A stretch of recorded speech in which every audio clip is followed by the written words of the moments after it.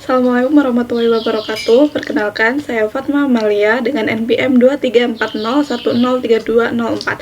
Pada kesempatan ini, saya akan mempresentasikan hasil analisis laporan keuangan dari 3 perusahaan yang terdaftar di Bursa Efek Indonesia, yaitu PT Mark Dynamic Indonesia Tbk, PT Modern International Tbk, dan PT Multifiling Mitra Indonesia Tbk untuk periode tahun 2023 dan 2024.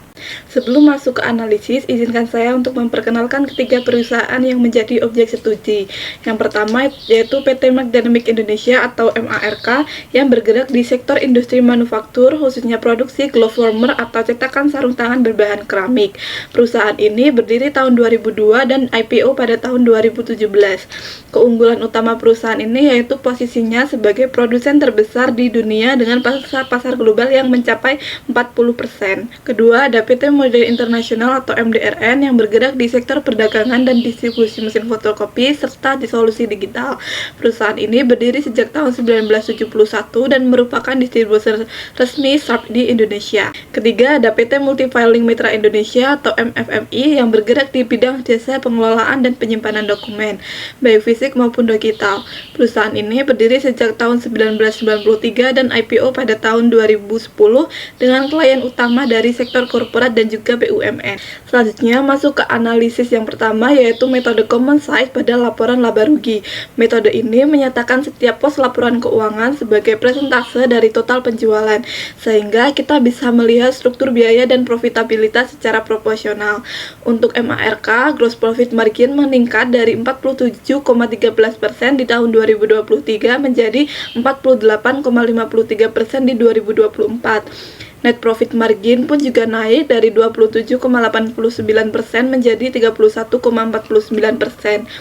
Hal ini menunjukkan efisiensi yang semakin baik, terutama terlihat dari turunnya beban umum dan administrasi dari 11,33% menjadi 8,69%. Untuk MDRN, meskipun gross margin meningkat drastis dari 65,24% menjadi 79,21%, namun beban penjualan dan beban bunga melonjak sangat tinggi, di mana beban bunga itu bahkan mencapai sebesar 71,73% dari penjualan di tahun 2024. Akibatnya, laba sebelum pajak turun tajam dari 25,04% menjadi hanya sebesar 9,30%.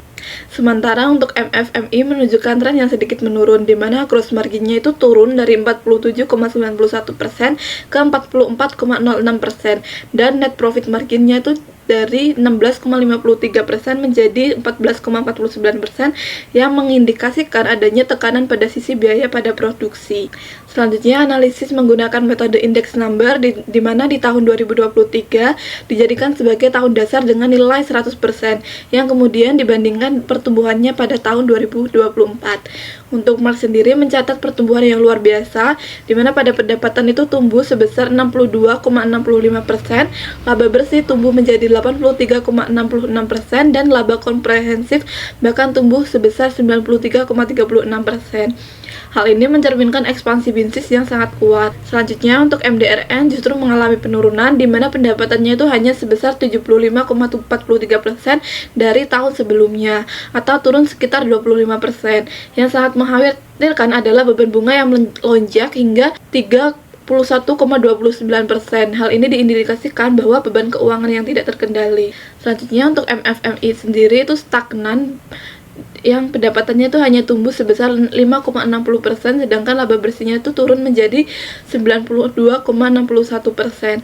Artinya, profitabilitasnya itu sedikit tergerus dibandingkan tahun sebelumnya. Selanjutnya, untuk analisis DuPont yang mengurai ROE menjadi 3 komponen, yaitu net profit margin, asset turnover, dan juga financial leverage, di mana pada perusahaan Mark itu menunjukkan performa terbaik, yaitu ROA melonjak dari 16,40% menjadi 29,98%, yang didorong oleh net profit margin yang meningkat dan asset turnover yang naik signifikan dari 58,80% menjadi 95,20%. ROE pun juga ikut meningkat dari 18,57% menjadi 33,29%. MDRN memiliki permasalahan mendasar, yaitu nilai ekuitasnya itu negatif, sehingga financial leverage dan juga ROE itu bernilai negatif. Hal ini bukan sekedar masalah profitabilitas saja, tetapi sudah menyangkut struktur modal yang perlu dibenahi. Untuk MFMI sendiri memiliki ROE yang stabil di kisaran 20%, namun nilai ROE-nya itu turun dari 7,94% ke 5,52% dengan financial leverage yang terus meningkat dari 274% ke 371% yang menunjukkan ketergantungannya itu semakin besar terhadap liabilitas. Berikutnya untuk analisis laporan arus kas yang memberikan gambaran kemampuan perusahaan dalam menghasilkan dan juga menggunakan kas secara real. Untuk perusahaan Merck memiliki arus kas operasi yang sangat positif dan meningkat dari sebesar 234 miliar di tahun 2023 menjadi 340 miliar di tahun 2024. Untuk free cash flow-nya juga tumbuh menjadi sebesar 100 miliar rupiah. Untuk cash flow adequacy ratio sebesar 29,45% yang menunjukkan kas operasionalnya itu lebih dari cukup untuk menutupi kebutuhan investasi dan juga pembayaran dividen. Untuk perusahaan MDRN itu memiliki arus kas operasi yang positif namun sangat kecil, di mana untuk cash flow-nya itu hanya sebesar 96,06%, artinya hampir tidak cukup.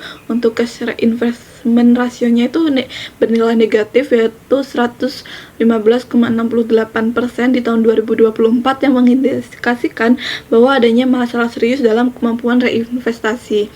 Untuk MFMI sendiri memiliki cash flow yang tertinggi yaitu sebesar 168,99% yang menandakan bahwa kemampuan arus kasnya itu memadai. Free cash flow-nya itu sedikit menurun dari 87 miliar rupiah menjadi sebesar 81 miliar rupiah. Untuk pada analisis likuiditas, kita melihat kemampuan perusahaan memenuhi kewajiban jangka pendeknya. Untuk perusahaan Merck sendiri sangat liquid, di mana quick ratio-nya itu naik dari 2,52 menjadi 3,26 dan cash flow ratio juga ikut naik dari 2,81 menjadi 4,20. Yang artinya untuk setiap 1 rupiah kewajiban lancar, Merck sendiri memiliki lebih dari sebesar 3 rupiah aset cair. Untuk MDRN sendiri dalam kondisi kritis, di mana quick ratio-nya itu hanya sebesar 0,04 dan juga cash to current liabilities-nya itu hanya sebesar 0,01.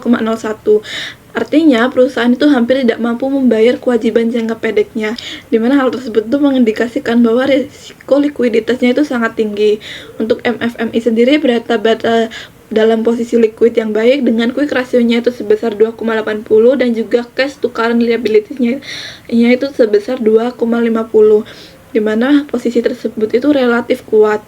Yang terakhir dari sisi analisis yaitu analisis solvabilitas yang mengukur kemampuan perusahaan memenuhi kewajiban jangka panjangnya.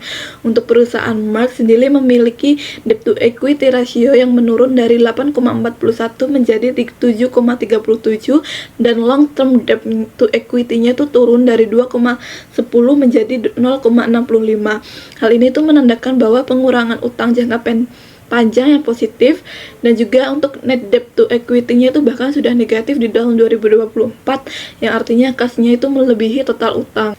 Selanjutnya untuk perusahaan MDRN itu kembali mencatat nilai negatif di semua rasio solvabilitas akibat nilai ekuitasnya itu yang negatif, sehingga hasil interpretasi untuk rasio ini itu tidak dapat dilakukan secara konvensional.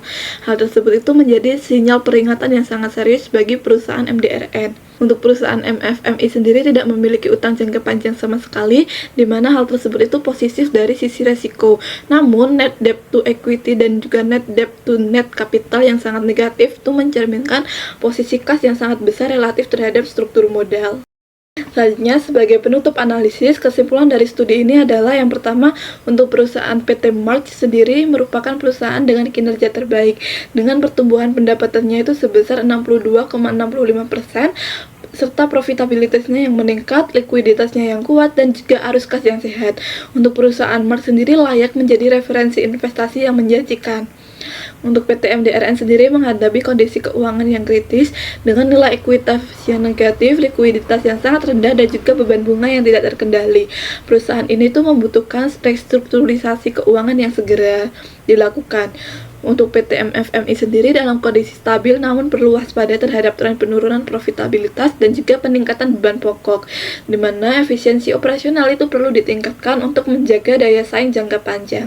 Demikian presentasi analisis laporan keuangan yang dapat saya sampaikan, kurang lebihnya saya mohon maaf. Wassalamualaikum warahmatullahi wabarakatuh.